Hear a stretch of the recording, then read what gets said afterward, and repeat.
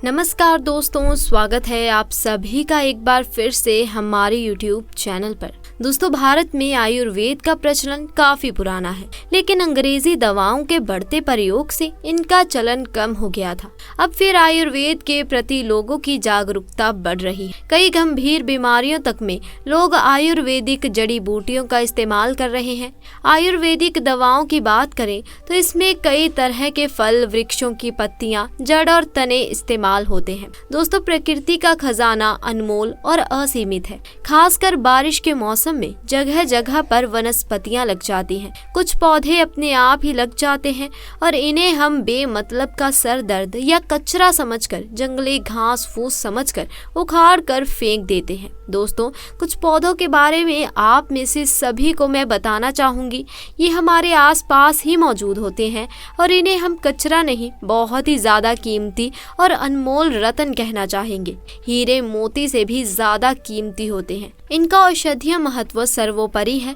आज एक ऐसे ही छोटे से पौधे के बारे में बताने जा रही हूँ। मेरे घर के आसपास में ये पौधा बहुत ही ज्यादा लगा हुआ है और मैं चाहती हूँ कि आपको भी इसकी जानकारी हो। आप सभी स्क्रीन पर देखकर इस पौधे के बारे में समझ चुके होंगे कि ये किस चीज का पौधा है, और आपको मैं अब बताऊंगी कि इस पौधे का क्या नाम है और इससे हमें क्या फायदे मिलते हैं। आप इस पौधे को जानकर चौंक जाओगे और इसके बाद आप इसको बेमतलब का कचरा समझकर कभी भी उखाड़ कर नहीं फेंक पाएंगे। इस बात की गारंटी मैं लेती हूँ। दोस्तों, हमारे यहाँ पर इस पौधे को छोटा धतूरा के नाम से जाना जाता है। अलग अलग गाँव शहरों में अलग अलग नाम से इन्हें जाना जाता है। हमारे यहाँ पर छोटा धतूरा कहते हैं। आपके यहाँ किस नाम से जाना जाता है? कमेंट सेक्शन में मुझे जरूर बताएं। कई लोग इसे छोटा गोखरू भी कहते हैं। कई जगहों पर इसे खाखरा कहा जाता है, कहीं शंखा होली और कहीं खांथू बोलते हैं। कई जगह पर इसे कांटा गोली कहते हैं और अंग्रेजी में इसे कॉक लवर कहा जाता है। गांव में अक्सर सभी बच्चों ने यही कॉक लवर से एक दूसरे को मार कर अपना मन प्रसन्न किया होगा। मैं भी बचपन में अपने दोस्तों के कपड़ों में इसे चिपकाया करती थी। इन्हीं को देखकर हम अपने बचपन से जवान हुए हैं। इससे ज्यादातर गांव, खेत, खलिहान में पाया जाता है। अगर साफ साफ शब्दों में कहूँ तो कॉक लवर सोने, चांदी, हीरे मोती से भी ज्यादा कीमती होता है। दोस्तों, आज मैं आपको इसके बीज के बारे में भी बताऊंगी। इसके जो बीज होते हैं वो कांटे युक्त होते हैं। जनवरी या फरवरी के महीने में इसमें बीज आना शुरू हो जाते हैं।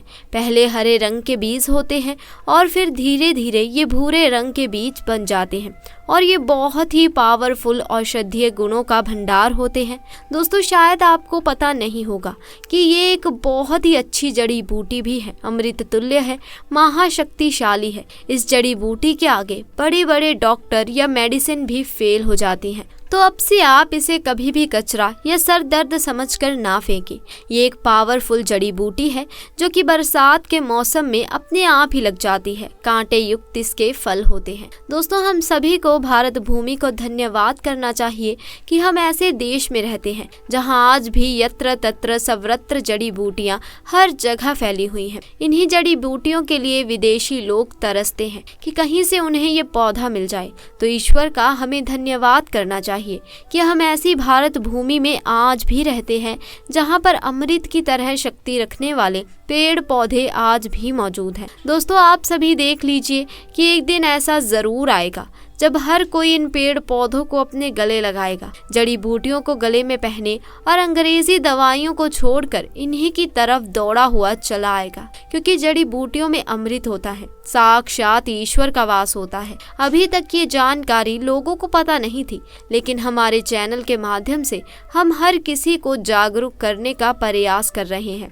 ताकि लोग अंग्रेजी दवाओं से शरीर को सही जल्द कर लेते हैं, लेकिन बाद में बहुत ही जल्दी शरीर अंग्रेजी दवाइयों के सहारे चलने लगता है।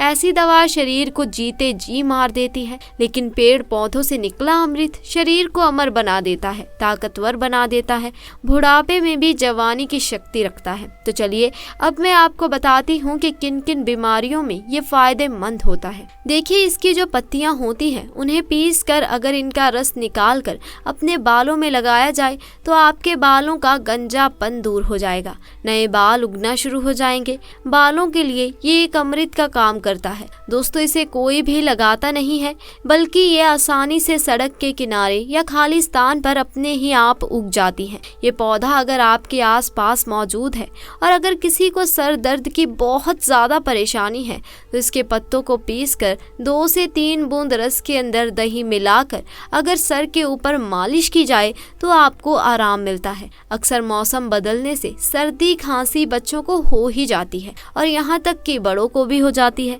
इसके पत्तों को छांव में सुखाकर दूध के साथ सेवन करने से सर्दी खांसी तुरंत ही खत्म हो जाती है।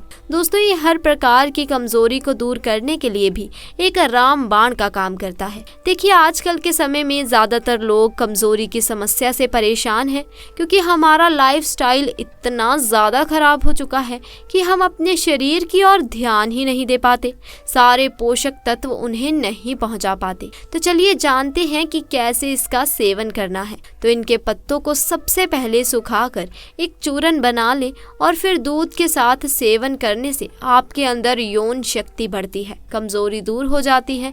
बहुत ही सिंपल सा उपाय है दोस्तों, आप इसका इस्तेमाल कर सकते हैं। और अब मैं आप सभी को इस पौधे का एक और चमत्कारी उपाय बताती हूँ। चर्म रोग पर इसका रस लगाने से धीरे धीरे चर्म रोग बिल्कुल ही समाप्त हो जाता है, ठीक हो जाता है। दोस्तों, अक्सर फोड़े फिंसियाँ बच्चों को हो ही जाती हैं या फिर घाव हो जाते हैं, तो उसमें भी इसकी पत्तियां का पेस्ट लगाएं। थोड़ी ही देर में फिंसियाँ ठीक हो जाती हैं। चेचक के जो दाग होते हैं उनमें भी यदि इनकी पत्तियों का रस लगाया जाए तो दाग धब्बे बिल्कुल ही दूर हो जाते हैं, घाव भी ठीक हो जाते हैं। ऐसा कहा जाता है नासुर तक इस रोग से ठीक हो जाता है। तेल कैसे बनाना है, चलिए अब मैं आपको बताती हूँ कि बालों के लिए तेल कैसे बनाया जाए। आप किसी भी प्रकार का जो भी तेल इस्तेमाल करते हैं उसमें आप इसके रस को मिला लें और फिर अपने बालों पर अप्लाई करें। आप जो भी तेल का इस्तेमाल करते हैं, चाहे नारियल तेल हो या सरसों तेल हो, सबसे पहले छोटे गोखरू की कुछ पत्तियां लें और इस तेल में डालकर तेल को गर्म कर लें, उबाल लें और उसे छान कर हर रोज़ अपने सिर के स्कैल्प्स में मालिश करें। ऐसा करने से आपके सिर में कभी भी सफ़ेद बाल की समस्या नहीं होगी, बाल हमेशा काले और घने बने रहेंगे।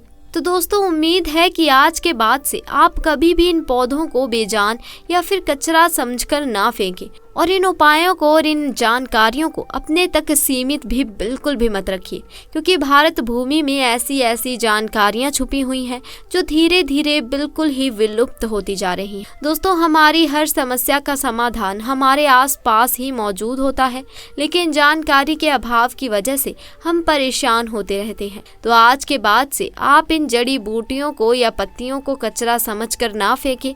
देखिए, पेड़ पौधे वनस्पति जड़ी बूटियों की जानकारी होना बहुत जरूरी है। कई लोग ऐसे होते हैं जिन्हें पेड़ पौधों की जानकारी ना होने की वजह से वो बार बार पैसा खर्च करते रहते हैं और लाइलाज बीमारी से जूझ रहे होते हैं। हर प्रकार की जड़ी बूटी, हर प्रकार के पेड़ पौधों में कुछ ना कुछ गुण अवश्य होता है और अगर आपको पहले से ये जानकारी पता होती है तो आपको परेशान होने की जरूरत नहीं होती। तो दोस्तों, आज के लिए बस इतना ही। अगर आपको भी हमारी आज की ये जानकारी अच्छी लगी हो तो वीडियो को लाइक ज़रूर करें, अपने दोस्तों और रिश्तेदारों तक इसे ज़्यादा से ज़्यादा शेयर करें और अगर आप हमारे चैनल पर नए हैं तो चैनल को भी जल्दी से जाकर सब्सक्राइब करें। जल्द मिलेंगे ऐसी ही नई जानकारी के साथ, तब तक के लिए आपका बहुत बहुत धन्यवाद।